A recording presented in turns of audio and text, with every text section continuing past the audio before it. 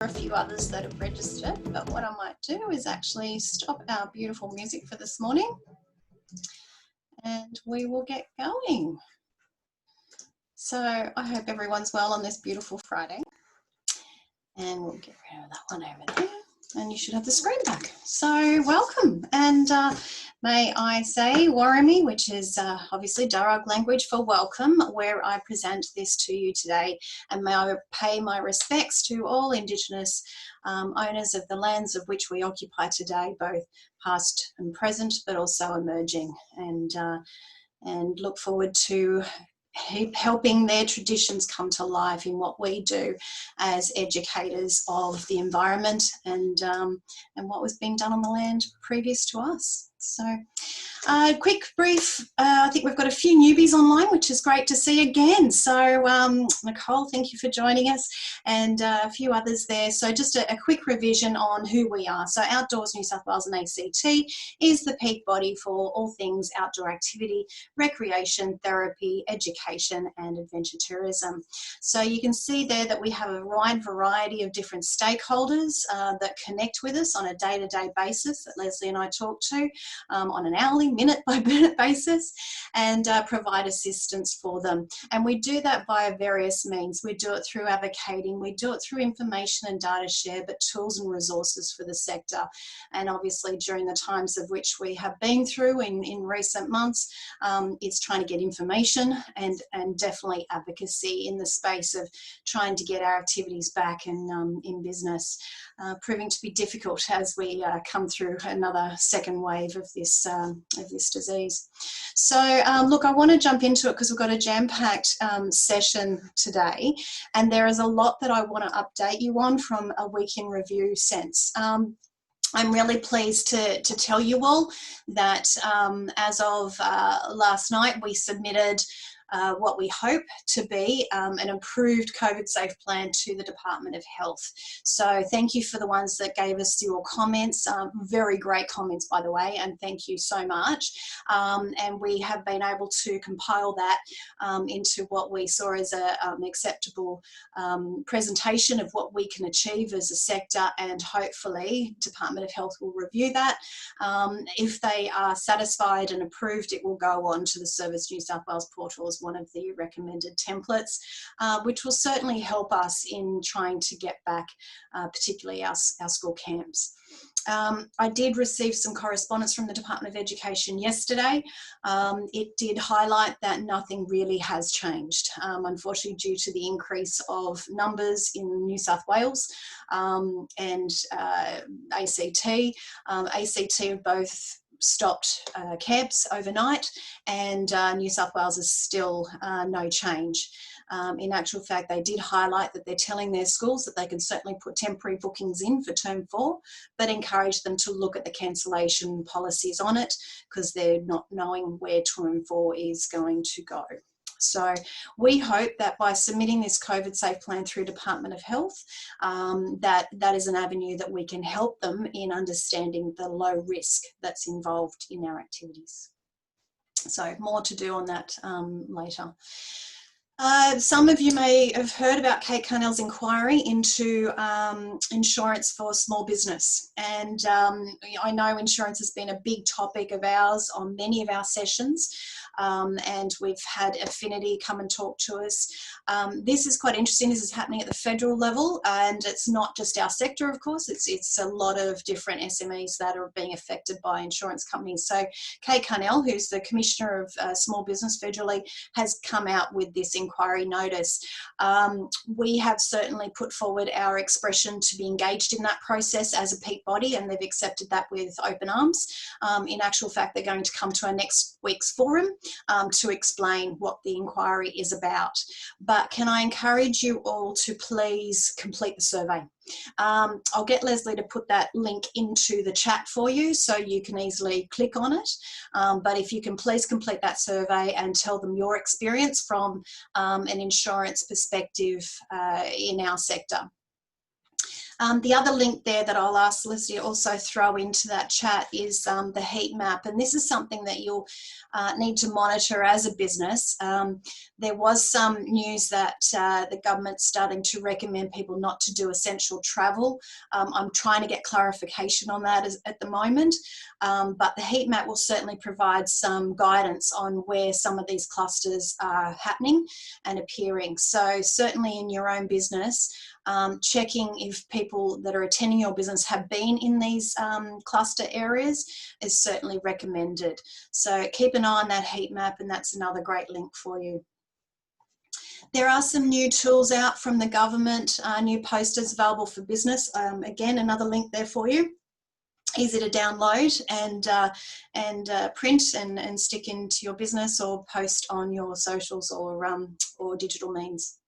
Next week, the forum, not only are we welcoming someone from Kate Carnell's office, but also it's about inclusion. So we've got two amazing speakers that are going to talk to us about some of the projects that are happening in this space. And in actual fact, it's a really great opportunity long term for some of you as activity providers to look at this market and engage with it if you haven't already. So there'll be a bit of discussion on that next week. Then I thought I'd just quickly go through the JobKeeper changes. And this is a survey that Business New South Wales have put out, and thanks to them for what they've managed to achieve with this. But it certainly was very clear, and you've all mentioned it too, how important JobKeeper has been for your sustainability and your continuation of business at this time. And you can see there that like our skills survey of last week, we are again top of the charts as far as least likely to be back to normal. We've certainly been hit hard, and obviously we've got arts in amongst us as well, so that makes it very difficult to understand what is recreation, what is arts, but certainly we know that we've been impacted immensely. But here's the changes. So things you've got to know.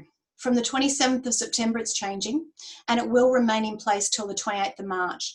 But you do need to equate your loss of 30% to be eligible, and it's on a quarterly basis.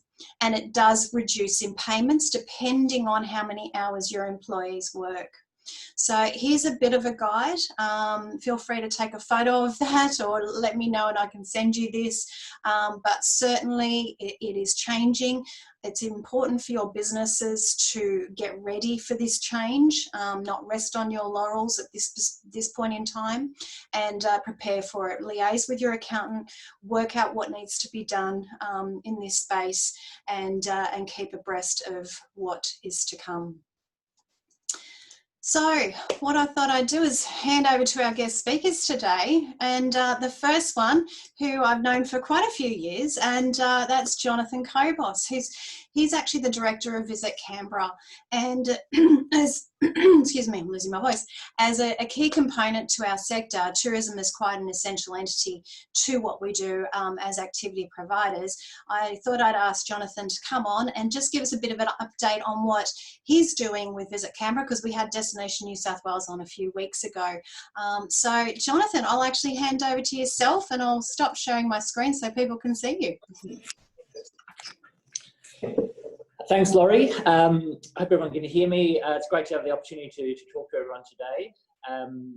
As Laurie said, we have known each other for many years, and that's one of the great things about the tourism industry in Australia, is that people are a part of it and stay with it for many years, and there's a great network around the country.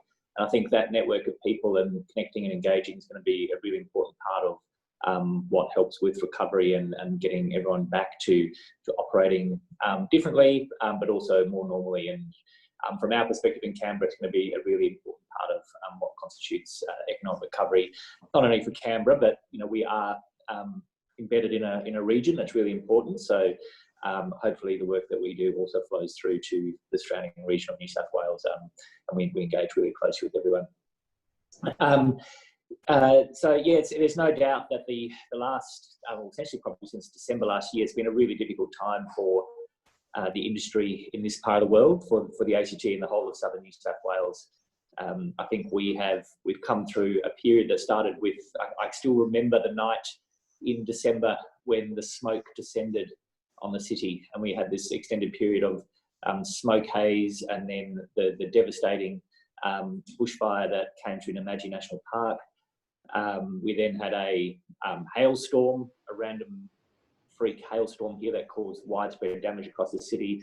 And then off the back of that, we went straight into the issues and the impacts of COVID-19. So it's been difficult, and the tourism and hospitality sector has been really hard hit by that. And a lot of those businesses are ones that connect and provide experiences in the outdoors, which is a really important part of the experience we have here. Just to give you a sense of what's happened in Canberra, for the year ending September last year, 2019, the visitor economy for this city was worth around $2.56 billion. So we had set a goal in 2013 of growing the value of the visitor economy in terms of overnight expenditure to $2.5 billion. And so we had seen incremental growth year on year, and year had actually then reached that goal in September last year. It's over 3 million domestic overnight visitors and around 280,000 international visitors that we were receiving. We had an investment in a huge amount of great infrastructure in this town, Canberra Airport being one of them. I think anyone who's come through that airport, it's probably the best aviation facility in the country for its size. 14 international air services, low-cost carriers. Hotel investment across the city was very strong. We had seen around growth from around 5,000 rooms to over 7,000 rooms in a couple of years, with more to come online. And so the industry was going really well. And then from December last year, obviously across the country and around the world, there's been a huge impact. And figures that we just received this week shows that from across the tourism hospitality sector in the ACT, we went from employing as an industry in Canberra, employing about 18,500 people. There's been a reduction of about 6,000 jobs across that sector. So it's been quick, it's been significant, and programs like JobKeeper have just been so important in providing that immediate relief. So that across the world, we've done quite a lot of consultation with the industry in the city in the last number of weeks, and without doubt, the single most the one thing that makes the biggest difference, the golden goose for everyone, is JobKeeper. So it's great to see that that's been able to be extended, albeit with some changes. The outdoor sector in Canberra, Canberra is a city and a park. The outdoor experience that people have here is a really important part of how we as a tourism body promote the city and talk about it to our audience. I think it's probably something that people don't necessarily identify with as being an experience that you can have in Canberra, which probably provides a huge amount of opportunity. I think everywhere, I think that the great thing about Australia is everyone does nature well, but Canberra delivers an experience that's quite unique to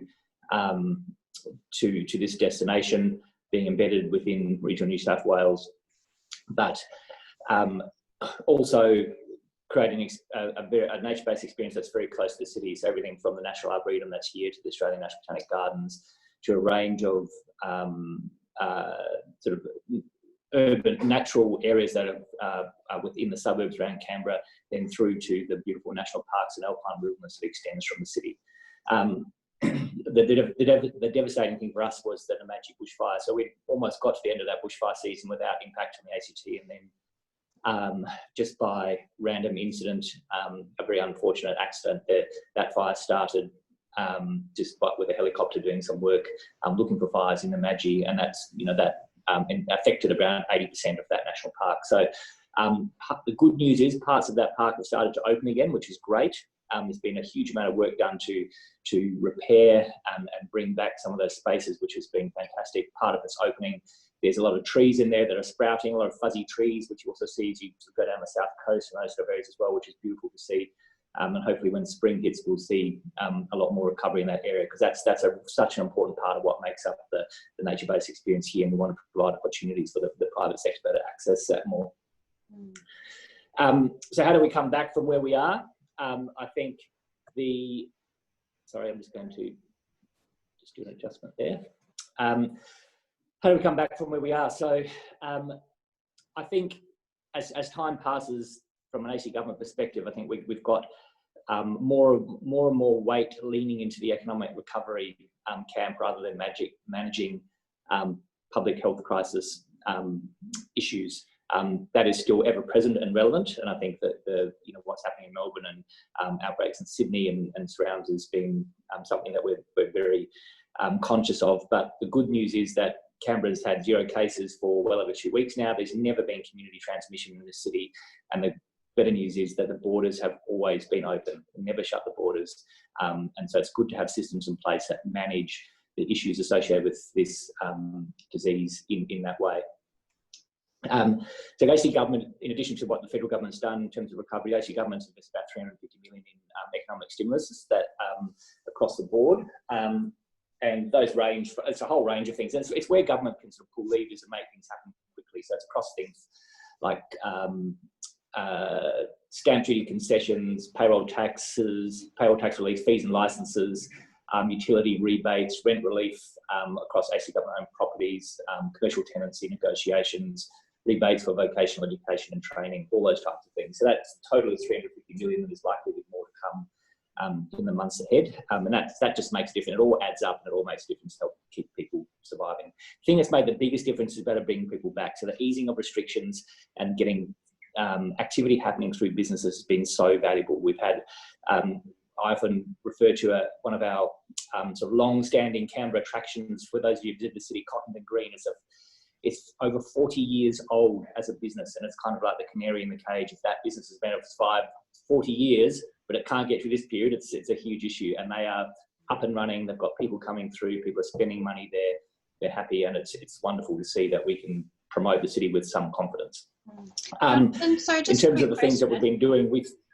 Yep. Sorry, just in relation to those stimulus, is there anything that's particularly relevant for our sector, or is it quite generic, those stimulus opportunities? It's quite generic, and in some ways it depends on the size of your business in terms of how you access those things. So, for example, payroll tax, for those businesses actually have enough employees and generate enough payroll to pay payroll tax. If you're a business that does have, the utilities rebates they're applied automatically to people. If you rely on apprenticeships and those types of things to be able to access rebates and encourage people to do it. So what the government here has tried to do is apply measures that give the maximum benefit as widely as possible. License fees, so for people who rely on vehicles or hire cars, there's a range of license fee waivers and those sort of things in those areas as well. Okay. The main thing for any businesses in the ACT is the COVID-19 website, which is covid19.act.gov.au. Get our newsletters, that links there every time. So that's great. Thanks, Jonathan. Oh, good. That's great. Yeah. And there's also a business advice and support service that's through there where people can get advice on a whole range of things, including sort of fast tracking what they have the ability to access and how they do it. One thing that the ACT government has not done is provided direct financial, cash handouts or that type of stimulus measures, and I think it's just as an economy of the size of the ACT and the size of the government, it's just not a measure that is seen as the most useful and practical given the number of small businesses. Where do you draw the line and how do you apply that fairly and evenly? So at this stage, that hasn't happened specifically. Okay. So the types of things that we're doing to is, given that restrictions have eased to the point that people can operate businesses, to start do things that help drive demand and bring the market here. That's a really important part of helping with the recovery. So we've done a lot of work communicating to the local community. There's quite a big buy local campaign going. I think a lot of jurisdictions around the country are doing that type of thing, but getting Canberrans to understand what constitutes small business, what constitutes ACT-owned business, and have people make conscious decisions about where they put their disposable income and how they experience things. And it's actually been working really well. Canberrans are getting out and about. Businesses around the city are seeing people are comfortable and confident to get out, and it's making a big difference to supporting people. In leading into September, in the spring, we'll be launching a new campaign platform that was really designed to sort of reposition Canberra as a place to visit to our domestic markets. We're going to be domestic for the foreseeable future. Regional New South Wales and Sydney generally make up 65% of our market anyway. So Canberra's and this region, I think, is in a better position than most to be able to tap into quite a large market and leverage off the fact that people are going to want to do short breaks and short trips around this region. I think journeys are going to be really important. The return of the Great Australian Road Trip is going to be something that happens. People, and I think again, this region is really well set up to provide some incredibly diverse experiences and package that up in different ways, from the Snowy Mountains to the South Coast to the Tablelands to the capital. There's something there within a sort of 3-hour radius that you can't get anywhere else in the country. So we'll be working hard on that, and partnerships with Regional New South Wales will be important. We've had some discussions with Destination New South Wales already around that type of thing, so that'll be an important part of what we do. But I think the challenge is that for us is that we can't necessarily second guess or sort of overcomplicate the way we think about things. As an example, in the lead up to last school holidays, we were about to do a fairly major campaign into Melbourne and regional Victoria to get people to travel for the school holidays and do road trips. And overnight, we literally have to pull all of that stuff and then reinvest it elsewhere. And I think that's going to happen. We're going to have to be prepared to do that regularly and ongoing. We're going to have to learn to live with it and adapt and be flexible in those ways. And we're up for it and prepared to do that. So into the spring period, we'll be certainly putting a strong message out into regional New South Wales and trying to get people to take short breaks out of Sydney and come here and experience what's available in the city. And just as another sort of link to the outdoors sector in this town, another really important part of the Canberra experience is school groups. So over 165,000 school groups that traditionally come to Canberra each year. School kids, sorry, not groups, 165,000 school kids. But we're doing a lot of work at the moment to try and create a safe operating environment to bring that market back. So everything from getting on a bus to accommodation to going to different places and having that end-to-end way of approaching what a safe school journey and how we can get that endorsed and accepted by the education market. So a little bit of a way off, I think, before schools get confidence of travelling again, but we need to be prepared to do it because they do connect well and engage with the outdoors here. Wonderful. You've got a question there, Jonathan, just from Mark. The ACT Health Minister yesterday advised Canberrans to avoid travel to regional areas in New South Wales or Sydney unless they have to. Would you be encouraging people to travel from New South Wales to the ACT based on those announcements? Yeah, so we've, in terms of the mandate that we have as a tourism body, we are still operating and doing campaign activity. We're creating content, we're sharing content about Canberra, and so people coming here and visiting is part of what we do. As I said, the borders haven't been shut. You know, that direction's about Canberrans travelling out, but we haven't been given any directive yet to not do any promotional work interstate. And as I said before, we operate with flexibility, that if we get the direction to do things differently, we will respond to that. And it is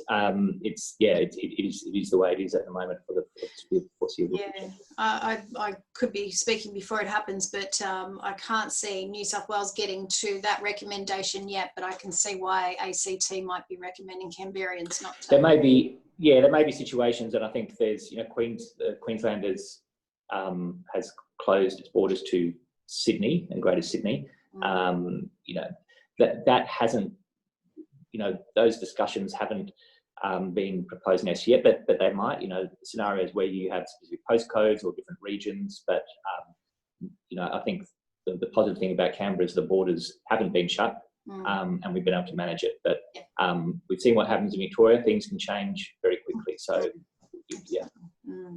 No, thank you so much, Jonathan. Thanks for being here, and you're more than welcome to come any Friday, 10 o'clock, we're always here, to hear what's going on in the sector. But we hear you on the education side, something that we're quite passionate about. We're trying to resume very quickly into this space because we're the only state that hasn't, including Victoria. Victoria's still doing school camps in regional Victoria, even during what's going on. So it's just really interesting to see that, you know, ACT and New South Wales are the only ones that aren't currently doing overnight school camps. Yeah, and we fund a body called the National Capital Educational Tourism Project, a bit of a mouthful, but that entity is at the moment sort of leading that work around setting up an operating model that works, connecting everything from our national attractions through to accommodation providers and tour operators, and trying to present that in a way that's acceptable and risk-free. Wonderful. I'd love to chat to you more on that one. That's something that I think I can probably help with. All right, that's great. Thank you again for joining us. You're more than welcome to stick around as well. Pleasure. Thank you so much, Laurie. Pleasure. And Paul, welcome. Thank you so much for joining us.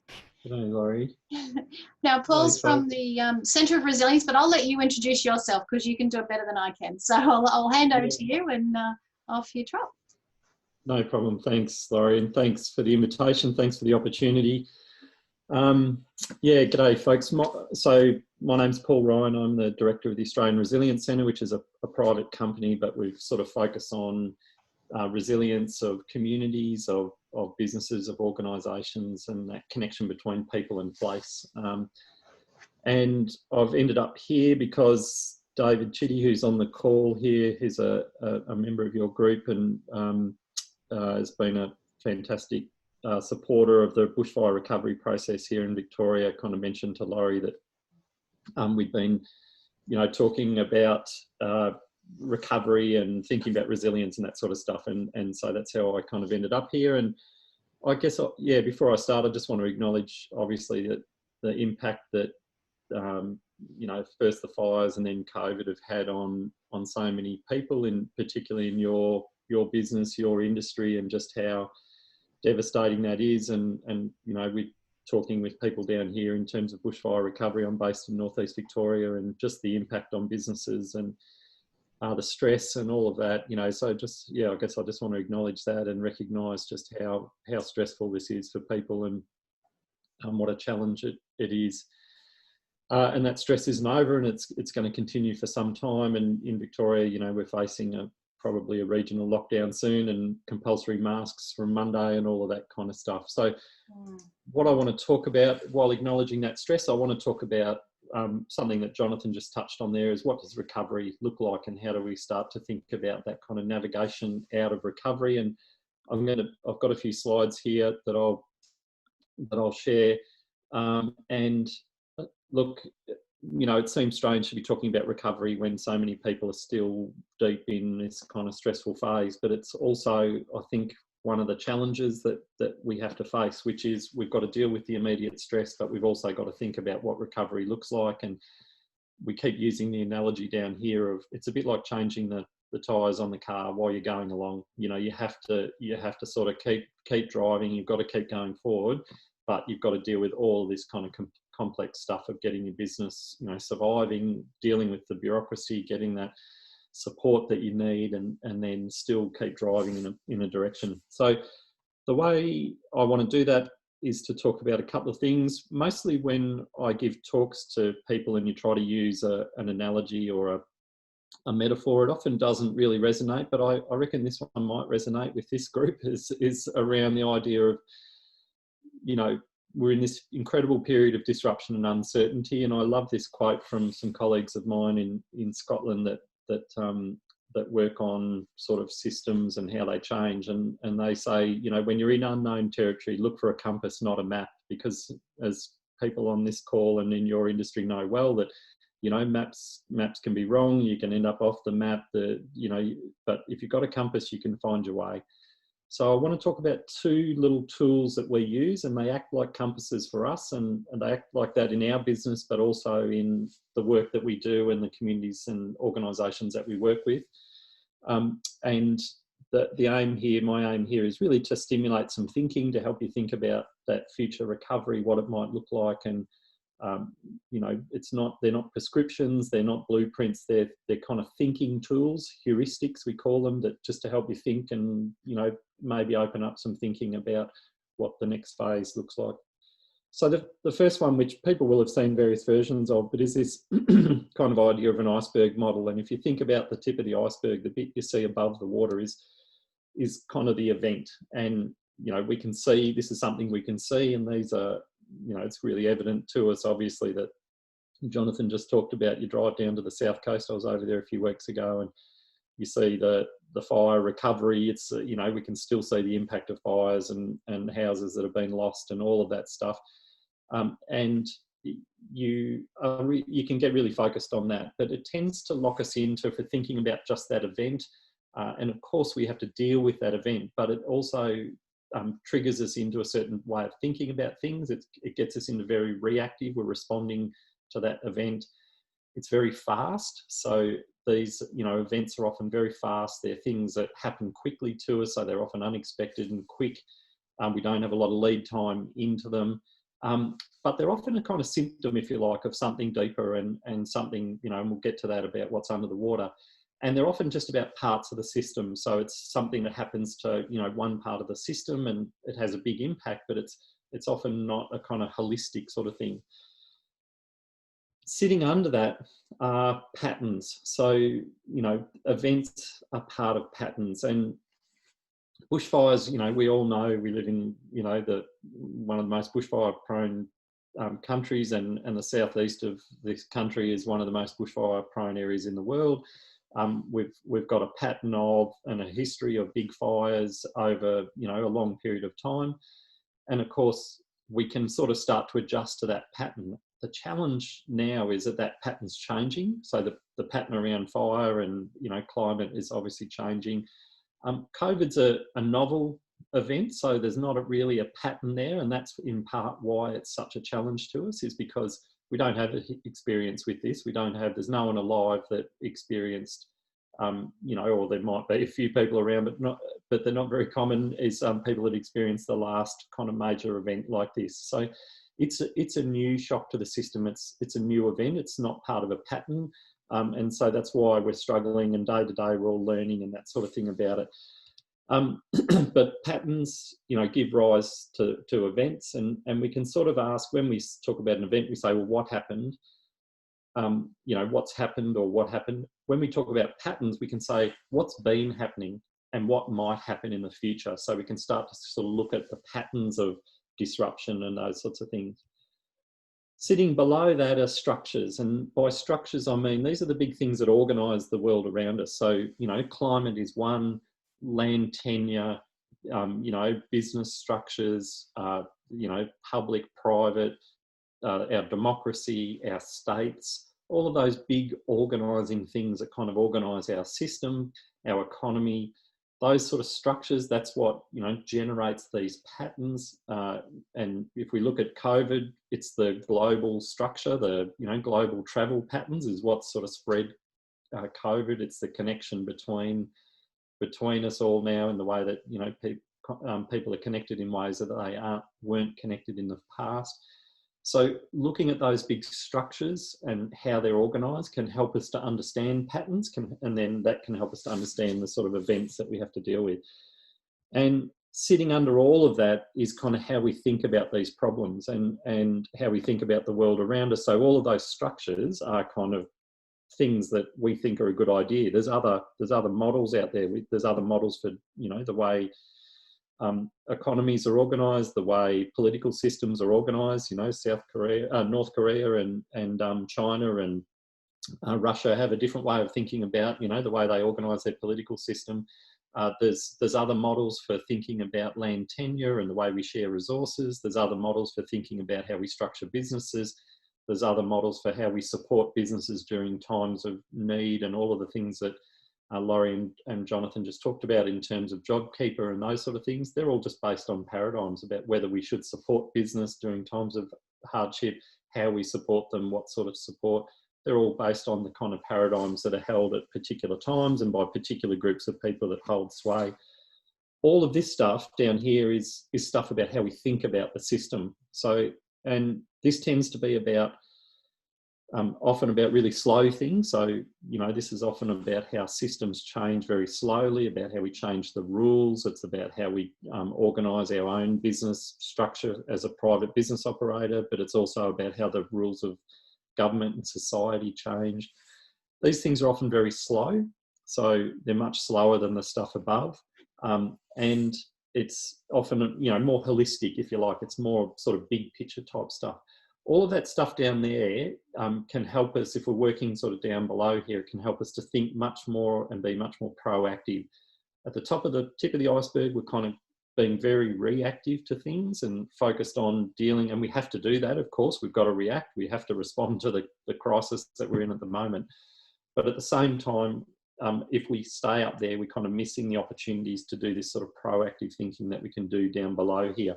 So the top here gets all the attention, you know, and rightly so. That's where government is, you know, very strongly focused at the moment. It's where in your own business, and we are certainly in our business, very focused on, you know, the events that are right, you know, right in front of us. But actually the real power sits down here, the real power for change. And this is where I think, you know, this is the challenge for us at the moment, is to do this thinking about the immediate things we've got to do to survive, to keep our businesses running, to get visitors back into the system, all of that kind of stuff. But also think about this deeper stuff. How are we setting up? How are we going to avoid, you know, what's the pattern in terms of climate, for example? We're going to have, you know, looking at the climate projections for Southeastern Australia, the summer we just had is going to be the new normal in less than 15 years. So that's the kind of challenge. We're going to have more of these kind of catastrophic events on a large scale.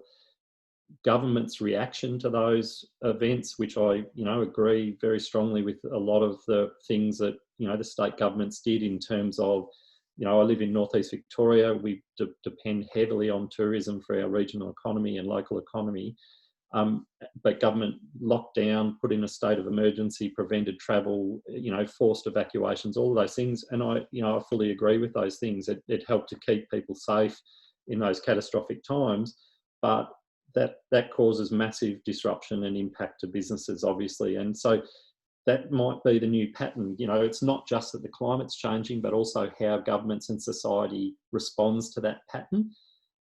The structures and the things they put in place, and sitting below that, how we're going to think about this big, disruptive type events and how they impact on us, and how government responds in terms of their risk aversion and all of those things.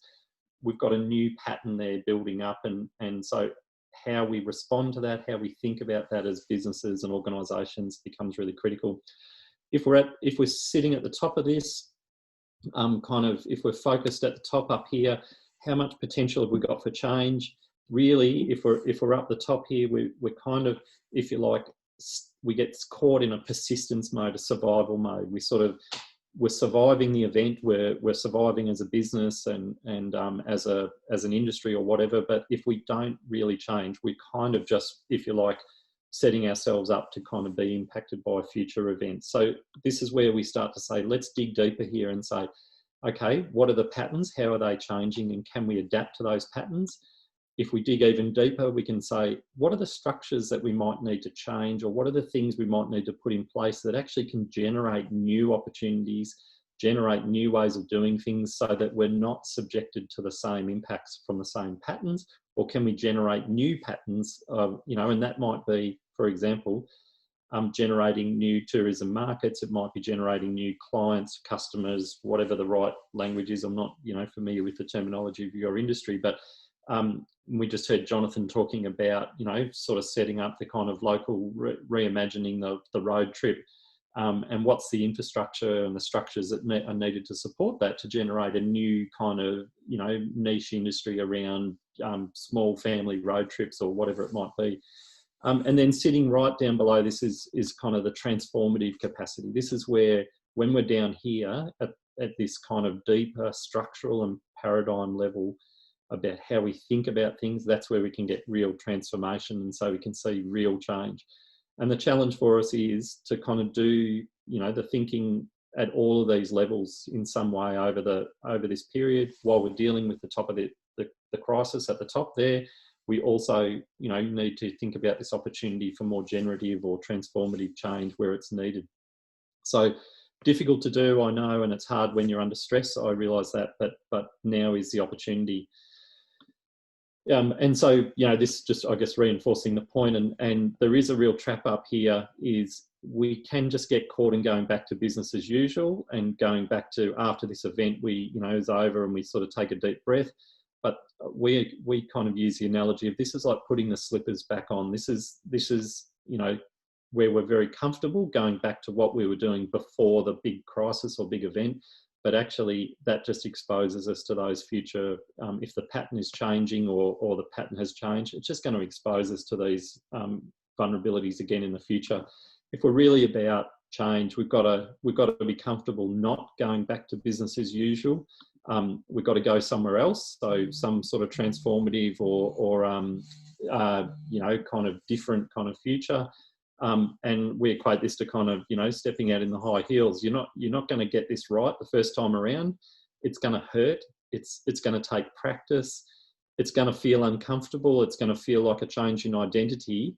But we make the point that no one ever gets a blister wearing slippers, and that's why we go back to the slippers all the time. But we're going to have to be uncomfortable if we really want to change some things, and that means taking some risks. And it's hard to do that at the moment, but thinking about it as an industry or as a business about some of those risks you might take. So just to reinforce, you get distracted by patterns and events, but real deeper generative and transformative change only comes when we work at the deeper levels there, and that takes practice, and there's always going to be some pain, and that's difficult to do, but it means taking some risks, and that's hard to do at the time we're in right now, but it is where real change comes from, and it's that exploring some of those opportunities and doing it in a way that is safe to fail is a really key thing. and one thing I'd say just from all of the both the theory and the practice, when things are really uncertain, it's worth trying different things. And we're in a time of great uncertainty, and not that you might do that within your business, but it's an opportunity for an organisation like Outdoors New South Wales and ACT is to look across the range of things that are happening, the range of different business types, the different opportunities, the different models that people are using, and just trying to learn from what's going on. You know, there's a sort of big natural experiment going to happen now as we recover in different states and different businesses and different parts of the sector that you work in. What can we learn from that? The last thing I just want to quickly cover, and COVID clearly is disrupting patterns, it's changing structures, it's shifting paradigms. We don't know where we're going to be after this. I just read this morning about, air travel's not expected to return to normal till 2024. What does that mean? How are people going to perceive different countries as tourist destinations? The kind of, the madness coming out of the US and what that means for the relationship between ourselves and the West and China and all of those sort of things. We really don't know where we're going to end up, but clearly COVID is a massive disruption deep into this kind of pyramid. I'm going to run through this one fairly quickly so we've got time for a quick discussion, but another tool that we use is this idea of the adaptive cycle or eco cycle, and I'll send some information that Laurie can circulate, some links to stuff are really useful. This is a really powerful tool. We use it a lot in our own business and also in dealing with communities and businesses. And it's this idea that systems, and a system can be a business, it can be a community, it could be an industry, go through phases and change, and they're recognisable. And in those different phases, we can do different things. There's different opportunities to do different things. And I'll use an example which is kind of pretty close to our hearts at the moment. But think about, from an ecological system, about a seedling that's sort of growing. Think about how it has to compete and the competition around it, and how there's lots of things competing for light and space here, but as it grows, eventually some big structures, as the system matures, and this could be a business, remember, as it matures, some key structures kind of emerge, and that's fantastic. That's where you're very efficient, you've got lots of resources, you're organised, you're all of that sort of stuff, but it also brings vulnerability to it. You can't change a big structure like this. You're not very agile, you're not very flexible, and you're very vulnerable. You become brittle to disruption. And in this case, in the ecological system, the disruption is obviously a massive bushfire like we've had. You get a huge release of things. You get a breaking apart of all those connections. And, while this is happening, this release, the unraveling, the chaos, the potential drops, very suddenly. So you go from being at the top of your game, if you like, in that conservation phase. And I should say that's conservation at the top there, not in terms of, national park type conservation. It's conservative strategy or maturity of the system. When it drops to this release phase, your potential drops too dramatically. You can't do much in this phase, and that's sort of where we are at the moment. But pretty soon, and of course, when we're in that phase, it looks devastating and it feels devastating. But think about what's happening here, which is there's also a massive release and an opportunity here. So there's new resources. So in the ecological case, all of the stuff that was locked up in the ecosystem, in those big structures, suddenly is available. Light, water, resources, nutrients are suddenly available, and things start to change, and things start to tap into and recover. And sometimes some of the existing structures will recapture that and they'll go again. But it's also the opportunity for new ideas and new direction to emerge. And so, if a new species blows in here, or if, the fire's severe enough and it's killed all of the overstory, you might see, a switch to a subtly different vegetation type, or the dominance of particular species. And the system will reorganise, and things will start to emerge, and it'll go again. That same pattern, we can see that in other systems. Now, I've picked this political system, not for any political reason. It could have been the other mob, it could have been, anyone else, it could have been another organisation, but I find it fascinating looking at political systems and how they change, political parties.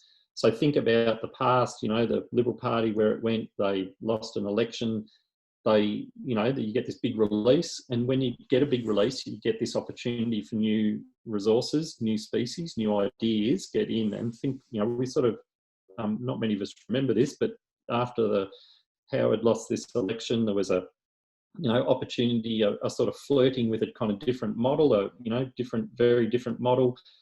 You know, had another go at flirting with a different type of approach. Then the old structures kind of got reorganised and got back in and sort of restructured and brought back the kind of structure and some of the paradigms from the past. Then we had another flip, you know, back to, and so it's kind of flirting with a different sort of, and this is this reorganisation. So it's testing ideas and testing the market, if you like, and then, you know, eventually goes back to, you know, with some sort of different model.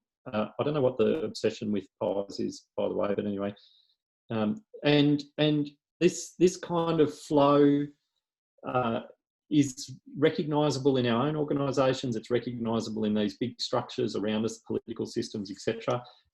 There's a great case study. I won't go into it now because of time, but you know, Kodak is a fantastic example here about what happened and the way they managed their sort of transition to the digital world. They invented that. That's the first digital camera. They're the big one. They invented it, and yet, you know, within a few years they're bankrupt, and they should have been the world leaders in this stuff, but they couldn't change because they were stuck in their maturity model.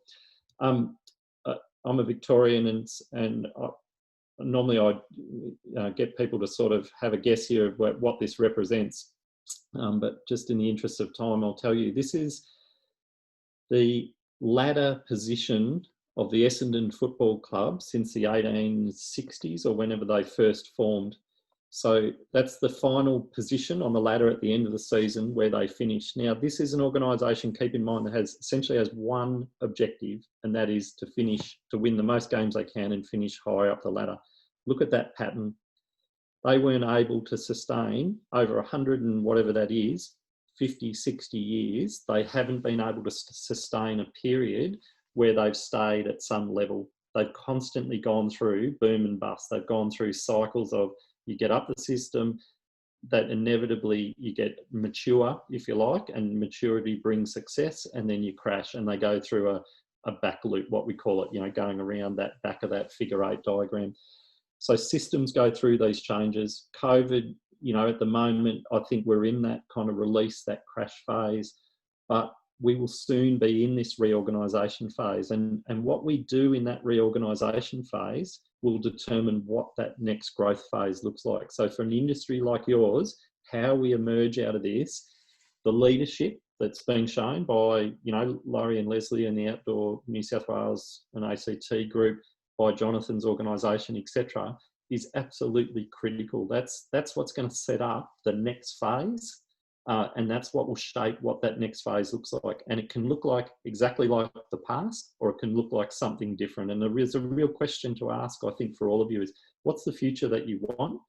Now's the time to influence that. Now is this time during this kind of reorganisation phase. And just like, you know, political parties flirted with different leadership and paradigms and models, your industry, your organisation, your individual organisation, your personal business can flirt with and think about those different kind of opportunities for, you know, the way it reorganises and the future it has. So just some quick things. There are these recognisable phases with any complex system like a business or an industry. They create barriers and windows of opportunity, those different phases. And so just being aware, being tuned into where you're at, and, you know, we're clearly in this kind of release phase at the moment, but we're soon be into this reorganisation phase that creates opportunities as well as barriers. Learning to recognise where you are and how to navigate can really give you some confidence to plan, anticipate, prepare. And last thing, we talk about a little action plan for resilient futures. It's critical to ask and reflect, where are we at, you know, and what should change and why. And so using these kind of, the idea of the compass, keeping these bigger kind of deeper ideas in mind about, rather than getting fixed on the event, but actually saying, you know, where are we navigating to? Where do we want to get to? Why should we change? Orientate, so understand where you're at, react on those events. Are we, you know, how are we responding to events and patterns, structures, paradigms, etc. where you can, experiment. And this is hard to do, I know, but if you can experiment with safe fail design, so not fail safe, safe fail. So what's the little risk that you can take that's safe, that's not going to crash your business or the industry or the whatever it is? But that's sowing some seeds for different futures. And then the last thing is to try to then to nurture the seeds that show promise. So try and think about sort of growing something, some of those seedlings that show promise, whether that's as an industry, whether it's as a collective or as an association, or whether it's as your own business or within your community or whatever. But looking at what's showing promise, growing that, and then, you know, over time, we don't know what the future is going to be, but some of those seeds will grow into something that, you know, will be valuable into that future phase. So I've thrown a lot of stuff at you, but I'm happy to take any questions, have a chat. I'm interested to get your perspective about what resonates, what's useful, anything that's on your minds that, you know, that's triggered for you. So I'll hand back to Laurie. Thanks. Paul. Thank you so much. I, for one, certainly got a lot out of that, but I'd like to open it up. Has anyone got any questions for Paul, or just any comments, any affirmations that you're seeing through that, or things you've thought about? Just quickly, Laurie, if I can, I'll just respond to Dom. Oh, yep. Because I didn't have the comments up as I was talking, okay. But I agree. I mean, I think clearly for, you know, your industry, you know, climate and thinking about climate and severe weather events is really just going to be fundamental. And so skilling up if that's required. I mean, most people are across this stuff, but there is fantastic resources available now and information available to help us to understand what's the patterns we're like, you know, what are we likely to see in the longer term or the medium term, and then obviously the shorter term stuff, the resources that are available in terms of planning and emergency responses and all that stuff. So I couldn't agree more. It's an absolutely key driver for your whole industry. Yeah. No, very good points. And I noticed, David started that as well with the booking that he's had to transfer due to some forecasted events. Yeah. Great. Any other comments from anyone, or anything anyone wants to table? They're all silent today, Paul. They're mesmerised. Michael, did you want to talk to that? Michael, you there? You may not have sound. Michael just said, feel inspired to have positive conversations at work around the direction we can head in, which is great. And that's literally what we all need to focus in on now. He's having issues with his microphone. Thanks, Michael. No worries. Happy to be the translator. I think we've all got to start moving out of that space now as we're informed with everything that's going on, work out what is going to be. I love your terms there. It really resonates with me about that, the release of what we're seeing, and then where are we going to reinvent ourselves? Brilliant, Paul. Thank you so much for joining us today. Really lovely to have you, and like I've said to Jonathan and everyone, you're more than welcome any other time to join us. We're here every Friday at 10 o'clock. Look, I'm happy to be contacted. I'll pass on my details, and I'll send you a couple of bits and pieces, Laurie, that just to sort of little things that might just help reinforce that conversation and trigger some thinking for people. So awesome. Okay, well, I'll ask if anyone wants those notes and presentation, just drop Leslie or myself an email and we'll make sure you get them. That way we get them to the right people. So thanks again, Paul. Really appreciate it. All right. Thanks, guys. Okay, just a couple of other things on the agenda. First of all, I don't know whether Stuart wants to talk to this, but happy Scouts Day. International Scouts Day is tomorrow, the 1st of August. So Stuart, what are they doing? What's happening on International Scouts Day? Sorry, I just had to unmute. That's okay. I think everyone's a bit like everyone else. They're just not doing a great deal. So we just, most of the Scouts it's also a scarf day. So we normally go around and wear scarves on the day just to promote the Scout fraternity within the organisation. Not everyone does it. Wonderful. Well, I encourage everyone to get behind it on social media, because what it is doing is sending the message that we want to drive, which is get outdoors and really connect with some of the opportunities and skills that we can achieve outside. So, yeah, and Greg, I don't know if you're doing anything in particular down in Vic on Scouts Day, but feel free to jump in as well. A quick reminder, happy hour, Fridays, 4 o'clock.